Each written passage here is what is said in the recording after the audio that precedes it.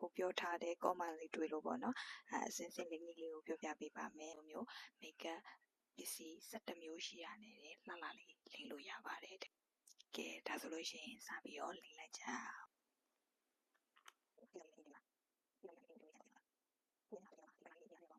ချင်းပေါ့နော်တကယ်အခုပုံမှန်ရင်တင်လိုက်မယ်တင်ပြီးတဲ့အခါမှာလက်ကလေးနဲ့ပြန်ပြီးတော့ကိုလိမ့်ချင်တဲ့နေရာလေးတွေကိုလိုက်ပြီးတော့အသားလေးလိုက်ပြန်ပေးပါမယ်ကိုက makeup ကိုစစလေးချင်းမှာပြီးတော့ပေါ့နော်ထိုးပေးနေသွားတတ်ပါတယ်ပြီးတဲ့အခါမှာဒီလိုမျိုး puff လေးနဲ့ပေါ့နော် puff လေးနဲ့ဒါလေးလိုက်ပြီးတော့ပိတ်ပေးပါမယ်ဟိုလေးပိတ်ပေးပါနော်မျက်နှာလူပြီးရဲ့အခါမှာလေဖိလေးပဲလူမမေးပါနဲ့နော်ဒီလိုမျိုး concealer လေးပဲသုံးပေးလဲရပါတယ်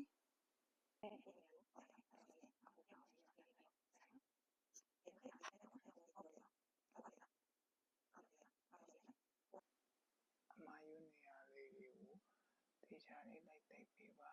ဒီလိုမျိုးဆွဲလိုက်တာမျိုးမလုပ်ပါနဲ့အခု